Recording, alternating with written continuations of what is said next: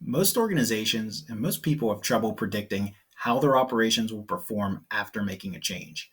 Supply chains, warehouses, manufacturing plants, restaurants, they aren't simple operations anymore. And while we can still use spreadsheets to plan, no one has poured into us to help capture the increasing complexity of our operations in a very long time. Getting a whole system captured into a spreadsheet model can take years, and it's often outdated before it's complete.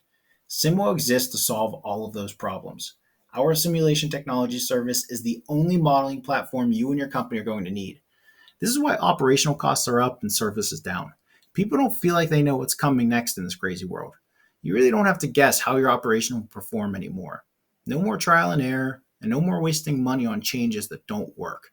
No one person can accurately predict how a complex operation will perform after a change. The best in class organizations that plan with confidence, even in today's crazy world, use simulation. The fastest way to fall behind and lose money is to plan like you've always done in the past. SimWell is here because we want you to have the information you need to move your business faster. Your people need to make good decisions, and they deserve to have the simulation tools they need to do it. If you're stuck with me this long, you might be asking, why is simulation different and why should I use it? Let me give you a simple example that I call the performance billing. In this model, I have three scenarios. And in each scenario, it's a very simple process. We have a widget being created, and then it's being processed by a resource, and then it's leaving the system. In every scenario, the average arrival time is 1 minute, and the average processing time is 55 seconds. The only difference in these three scenarios is that we introduce variability into scenario 2 and scenario 3. So I'm going to hit play here.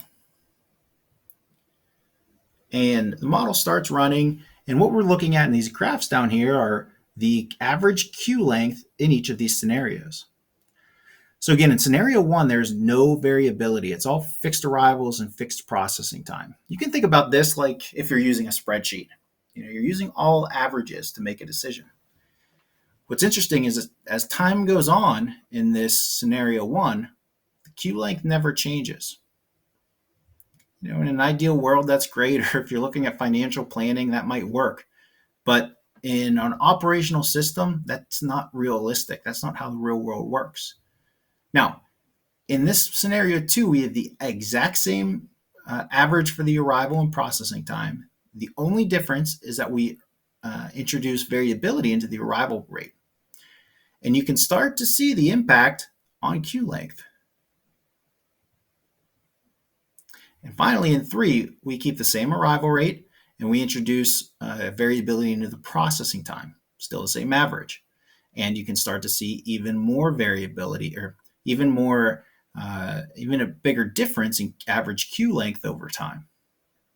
So in this very simple system with very limited system interaction, very limited variability, you can see that introducing variability has a very big impact on the information that we get out of it.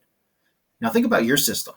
Think about your supply chain, your warehouse, your manufacturing plant, your mining operation, your quick service restaurant, right? Is it a very simple process with limited variability, with not very much variability?